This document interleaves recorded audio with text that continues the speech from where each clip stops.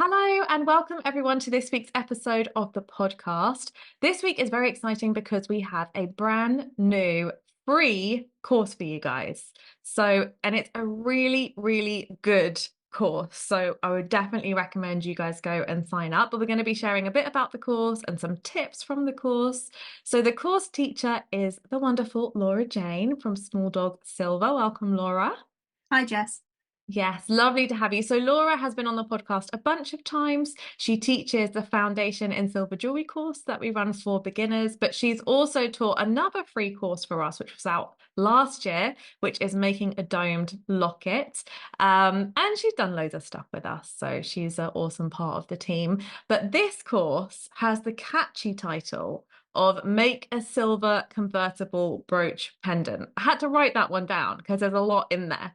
So what's really exciting about this course, we're going to talk about it in more detail, but essentially you're making a brooch, which is a little bit different to what we've done in some of the courses before, but it's convertible jewelry, which is a thing we discovered. Convertible jewelry is a thing, and it's a brooch that can also be converted into a pendant. So it's a very trendy thing. It kind of came from the vintage era, but it's definitely making a comeback. So you'll learn how to make a brooch and a pendant in one, and lots of other things. There's some stone setting in there, there's some texturing, and it is a great course for kind of intermediate level jewelers, I would say. If you're brand new, I'd recommend doing one of the total beginner courses first, but this is a really nice project to kind of move on to afterwards.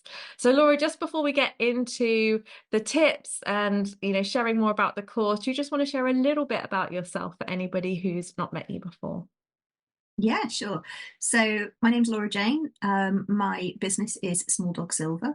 And for people that don't know me, the reason that my business is called Small Dog Silver is because I have got a small dog. And anyone that has ever had a small dog knows that they own everything. So it seemed only fitting that I should call my business after him. I'm based in Shropshire, which is in sort of the middle part of the UK, not far from Wales. And I work from a studio at my home, and I use predominantly, in fact, I would say now more or less 100% recycled precious metals, and also some ethically sourced gemstones in my work. So that's kind of a big part of the way that I work. Absolutely. You have some lovely pieces and you're a very inspiring teacher as well. I know that lots of people have taken your courses before, so they'll be excited to Mm. take a new one. And if you've not taken one of Laura Jayne's, then you are in for a treat because what I love about your teaching style is that you're very down to earth and you show mistakes as well. If you make a mistake, you're like, Absolutely. oops, this is how you fix it. And it's so helpful because, just seeing someone do something perfectly isn't always the best way to learn. Sometimes it's nice to see how do we correct things. Although, Absolutely. of course, you can do it perfectly as well. Oh, yeah.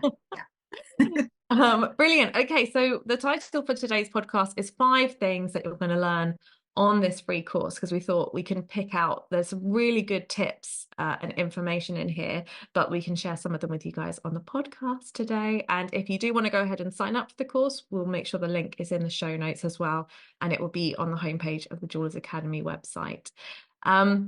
So first tip that you talk about in the course, Laura Jayne, and it may not be the first one, but it's the first one we're going to talk about today, is about transferring designs onto your metal. So you use a really cool miniature sticker printer to Yeah. transfer designs onto metal. So do you want to share a bit about that and why you use it? Yeah, absolutely. So as we know, there are multiple different ways that you can transfer your designs onto metal. Um, but I found that trying to use glue, like, any kind of stick glue or anything like that, it never quite worked properly for me because I never was able to get like a really nice even layer. So I ended up with like little bumps of glue when I was trying to sort of, pierce through my metal. Um, so I saw somebody else suggesting using the sticker printer labels. So you can buy like sheets of A4 printer labels that you can just put through a normal size printer. And that was a great idea. But in my workshop, I didn't really have enough space for a full size printer. So I kind of hunted around and I found these little thermal sticker printers that you can get And you can pick them up off places like Amazon, and they're not hugely expensive. The really nice thing about them as well, they're pretty much set up for you to make stickers or little labels. So they're an ideal size, they're quite small. And also because they use thermal technology, they don't need any ink. So it works out really clean, really inexpensive. You just got to buy these little like rolls of sticker paper, and it's continuous sticker paper. The great thing about them is you can get them so it's like normal white paper, or you can even get clear labels, which are really handy because then you can print your design.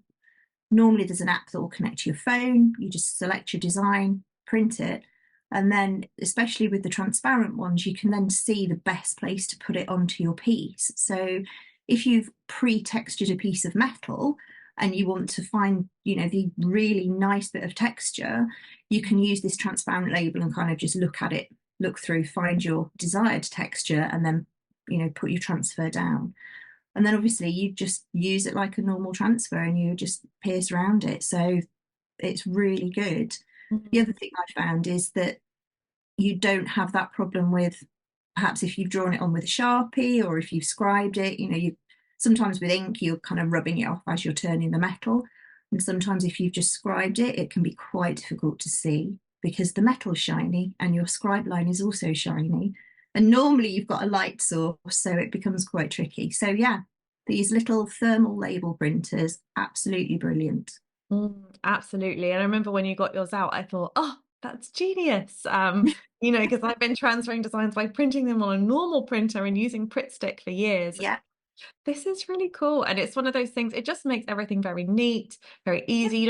It's not something you have to do, but like Laura Jayne said, it's not expensive. And actually, it's a really nice solution, especially if you're doing lots of piercing, and you want to be quite accurate with your cutting out. So yeah, love that. Awesome. Let us know if you're going to be using that as well. Come and let us know on Instagram or Facebook or wherever you kind of hang out online, because it'll be interesting to see if anyone else has a go with those printers. yeah. Awesome. So that's tip number one. Great tip already. Tip number two is about soaring. So we've now Mhm. got our design onto our metal, and you do this beautiful kind of butterfly pendant brooch, and there's another one as well. So in the course, you use something called blade butter, which Yes. a lot of people who've done jewelry making before will have heard of putting wax on their blade, but you use this blade butter, which is this really lovely, beautiful kind of way of lubricating the blade to make it easier to guide through. Do you want to just talk a bit about that and why you use it and, what you find helpful? Yeah, so you can get it from a few different places. The one that I think I used on the course was the Pepe Tools blade butter, so it's a blue colour. Um, so a lot of people are going to be used to using like a solid stick lubricant for their blades, which works absolutely fine. Beeswax, candle wax, all of that kind of good stuff. Um, the only thing that I was tending to find about that is you end up with little bits of the wax all over your piece, all over your workbench, all over your bench skin, and it kind of gets everywhere. Um, and also because it's quite crumbly because it's a wax, sometimes you end up with like chunks dropping off, and it just seemed like a not tremendously um, economical way of doing things if I'm wasting loads because it's like breaking up into pieces. Mm. Um, so I found this blade butter, and it's a difficult one to explain. It's almost like the consistency of slightly softened butter, um, which sounds like it's not going to work, but it really does. So you'd need a tiny weeny bit. It's non-toxic, so you're kind of okay to have it on your fingers. I mean, I probably wouldn't lick it, but don't You don't do get that. super hungry. Yeah, it gets super hungry. Don't put it on sandwiches. It won't taste great. Um, but yeah, I find that having a little bit of that, you just pop some onto your fingers and then rub it down the sides of the blade rather than try and put it down the actual teeth. And it works really nicely. It really, really makes a difference, I found. And I think the fact that it's not a liquid, not a solid, it's somewhere that lovely sort of sweet spot in the middle, it actually stays on, it seems to stay on the blade for longer. So it's not like immediately falling off, which is what tends to happen with the solid wax. Mm. That for me either gums up the teeth or it just falls off straight away. Mm. So for me, it's just one of the easiest things I found. The Yeah. other thing you can do about it is just scoop a little bit out, put it on just onto the side of your bench pin, and then you can just run your blade through it every so often if you need to. So it just makes it faster. Mm, nice. And I think, especially when we're quite new to soaring, anything that helps is Oh yeah. like that helps stop breaking as many blades, although it's absolutely fine to break blades. It's Oh, totally, totally. yeah, we all still do it, but it's anything that Yeah. can help that process. And I've used the I can never say it, blade butter. Yeah. Yep, I got there. And I agree, it does feel like butter, like going Yeah. through the metal. It's Absolutely. just like, oh, this is a dream. Yeah. So, they're nice to haves, not must haves, but I think it's nice to kind of find out Totally. reasons. And you can use it on your burrs and on your drill bits and all of that. And because it's not solid, when you sort of dip your burr or your drill bit in there, you're not leaving like a big hole in there, which Mm. happens with the solid waxes that you can use. And I think that also with the solid waxes contributes to them kind of slightly breaking up as well. So the fact that it's not a solid, that it's this lovely consistency, you're not really leaving big holes in there that are going to cause any issues. So yeah, I just find that it's really good. So Yeah. much And one tub prefer it. lasts for a long time. We don't work Oh, with companies that sell it, but it's just a great product. it lasts for a long time. So there's definitely a couple now, but the Pepe one is the one that I used first. Mm. And yeah, the tubs aren't massive, but they last for absolutely ages. Mm. Yeah, absolutely. Great. So we've printed out our design. We're Yeah. using our blade butter. These are some of the things that you'll be able to see inside the course. So tip number 3 was about using a gallery setting. So this is when we're moving on Yeah. to do some stone setting. So do you want to share a bit about what a gallery setting is and why it might be a fun thing to do in this project? Yeah, so the gallery setting is a different style of a bezel wire. So some people know it as fancy bezel or strip bezel, for instance. What you can get though is some absolutely fantastic patterns. Um, the one that I use looks like little upside down hearts and then almost like little fleur-de-lis tops. So it's a really lovely way of just adding a little bit more interest or just a little bit more of an extravagant feel to a cabochon setting.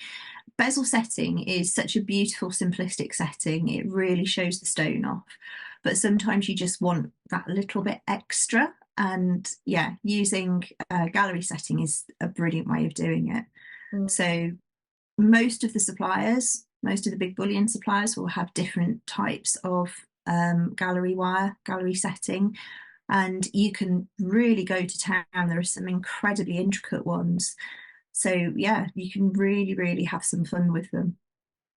Absolutely. It's a really nice way to add some detail, isn't it, to Yeah, a piece, especially if you want something a bit, some pieces you really just want clean lines and everything quite clean and simple. But, if you want to add some texture, some detail, some interest, it's a really nice way. And it's suitable for sort of beginner to intermediate level jewelers to use as well. It's not too challenging. And Laura Jayne shows you, how to set with the gallery setting, which is slightly different to, just regular bezel setting a yeah. few considerations. So I think that's a fun kind of addition that's sort of included in there. And we love a stone setting on it. We just Oh, throw a stone setting absolutely. on everything. Yeah, yeah, totally. Why not? Why not? Brilliant. So tip number 4 is about using hand stamps to create kind of texture and detail in the piece. And I say the word hand stamps so specifically because in my notes, we were laughing about this before, I wrote and I sent these to Laura Jayne. I was like, number 4, using handstands to create texture and build up your design. And she was like, I'm Yeah. not sure that I did that in the course. I don't I remember don't doing this. remember doing handstands, but okay. We both read It's it back and I wire. was like, using handstands. Anyway, hand stamps. Tell us a bit about Yeah. hand stamps and how you use them to build up your pieces. Yeah, so you can get metal stamps from a variety of different sources, and also a variety of different price points for them. Um, so again, a lot of the big suppliers will sell them, and you can get them as design stamps, which are the ones that you would probably use for texture. You can also get letter stamps if you want to be putting any sort of words or phrases or anything onto your pieces as well. But they're a really fun way of, again, just adding a little bit of texture, adding a bit of design. Um, it allows you to basically build up a picture on your piece without having to do things like engraving or etching, or having to have access to sort of the slightly bigger tools like a rolling mill to be able to use texture plates. So they're normally made of steel, and they have a design sort of carved into one end of them, and you're literally putting them against your metal and hitting them with, I use a brass hammer, but you can use a normal, like, stumpy hammer that you would find in a DIY shop. Yeah, and they come in multiple different designs. So, you name it, they've got them, from anything from like leaves and flowers to little animals to more sort of abstract designs.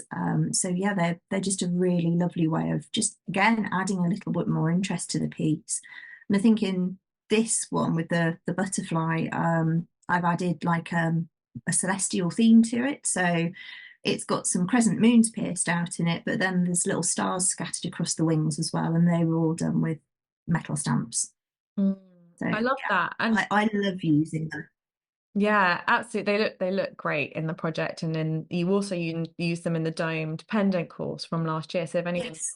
not checked that out, definitely check that one out too. But I think what's really nice as well is like about these kind of projects is they are kind of intermediate level, and we're starting to build in different things. So if you've done all the beginner stuff of you've made a silver ring, and perhaps you've done your first bezel setting, and sometimes it's hard to know where to go next, especially if you're learning by yourself at home, and perhaps you're not on a more structured course yet. It's sort of like, oh yeah, you can pierce out some bits and stamp and put a nice gallery setting, and it's quite nice to just be guided through a project where you can build stuff up. And even those of you that have been making jewelry for a long time, I love doing things like this because it's just like if you're having one of those days where you just want to just do something totally different and just follow along a course and sort of just have fun with it and not have any pressure to have to make something for your collection or anything like that, but just, oh, let me play and learn. Yeah. Always things you can learn from other It jewelers. is, yeah, it is great fun. It's great fun to do. And sometimes even if it doesn't go quite as you'd planned it, that can be a happy accident, because with the design stamp, sometimes the nicest patterns you can create is where you just go completely abstract with them, and you're not trying to make them look like a specific picture. You're literally just using them to create a texture on a piece. So yeah, just have some real fun with it. Yeah, absolutely. And we definitely want to see what you make. Oh So make yeah. sure you tag us in your creations at Jewelers Academy on Instagram. You can also tag Laura Jayne at Small Dog Silver on Instagram, or Facebook. We're always in the Facebook groups as well. Yeah. But before we kind of wrap up, we have a fifth one, which sounds kind of obvious. Yes. That you're going to learn in this course is how to convert a brooch into a pendant. So maybe you can talk a little bit, Laura Jayne, about how we make something that can be both without having to, because there's different considerations in terms of weight and where things sit with a brooch versus a pendant. So, without giving everything away, or you can give everything Yeah. you want, but how does one go about thinking about that? Yeah, I mean, when you're thinking about a brooch, the first thing that you need to work out is how you're going to be wearing that brooch. So, is it something that's going to be sort of portrait style? As in it's sort of longer perhaps than it is tall, or is it going to be portrait so it's taller than it is wide? And that will really start to make you think about how you want to position the brooch pins. So you can have them so they do run top to bottom, or you can have them more traditionally so they run side to side. Um, and once you've worked that out, that's where you'll start to then be able to see how you can turn that into a convertible piece of jewelry. Mm. So for the ones where the pins are running side to side, I make almost an adapter that's sort of a tube fitting that will go across the actual pin. So you'd have the pin closed, you have this adapter in, and then you can actually just pop it onto a pendant, onto a chain, and it just turns it into a normal pendant. For the ones where it's sort of a portrait style, so the pin's going top to bottom, we tend to do that with more of a hidden bail that's kind of tucked in around the brooch pin fitting. But again, that's still got its own considerations because you don't want to make the bail any taller than the brooch pin fitting is sticking out of the back of your piece. Else, when you're trying to wear it as a brooch, it's not going to be comfortable. So, there's ways of doing both, and I think we show both of those on the course. So yeah, Yeah. not to give it away, but just to give an idea of the kind of ideas that I use. Yeah, yeah. And it's really interesting. And I think, if you are making it for yourself, for someone, or you're selling it, it's a really nice feature because it often brooches are a little bit bigger Yeah, pieces. And so you might want to wear it as a necklace or pendant, to an occasion, or if it's a day when you want some big jewelry on. But if you have like something more delicate on that day, or you're not wearing a necklace that day, you can put it on your coat or, your blouse, and you kind of have it as a brooch. So it gives the client, I suppose, the customer options. And I think that people absolutely. love that personalization now, don't they? That kind of, or you can switch it and change it. And you see a lot of the big brands doing this as well, like, pendants that you can change into another pendant the next day. And so learning Yeah. about the convertible nature of jewelry, I think, can be quite a fun thing to do. Yeah, and it's always worth sort of having a look back at some more historic pieces because there were some amazing sort of entire suites of jewelry where you would have earrings and a necklace and in some cases a tiara, and they're all on a frame and they kind of clip apart, so they've got all of those different pieces, but then you can kind of assemble them all into one amazing piece of jewelry. Sometimes they come up on the like things like the Antiques Roadshow, and you'll see them, and then it's just mind blowing how they all kind of come apart. So this is a very simplistic version of that, but it's still taken from that kind of an idea of, so how can I take one piece that has got multiple different ways of wearing it? Yeah, absolutely. It's so interesting what we can learn from looking back at how things Mm, were done, in the past. And yeah, I love that idea of, having a whole collection almost in one yeah, piece. And then you can take the bit, you can wear it all together, or you can take the bits out. And yeah, there's just a lot to play with, I think. So I think you guys are going to have a lot of fun with this course. Laura Jayne, thank you so much for coming and sharing a bit about the program. And thank you so much for sharing your knowledge and wisdom with us in this no course. problem. Yeah, and everyone out there, we'll keep it short and sweet and just give you some time to go and make. And I really hope you enjoy it. Like I said, make sure you share your progress with us. If you have any questions, you can pop them inside the Jewelers Academy Facebook group, and we'll be in there. We'll have a look and see if we can give you a hand with anything. But it's really comprehensive. I think you'll have everything you need. And yeah, thanks everyone for listening. Thanks again, Laura Jayne, and we'll see you guys on another podcast soon. Speak to you soon.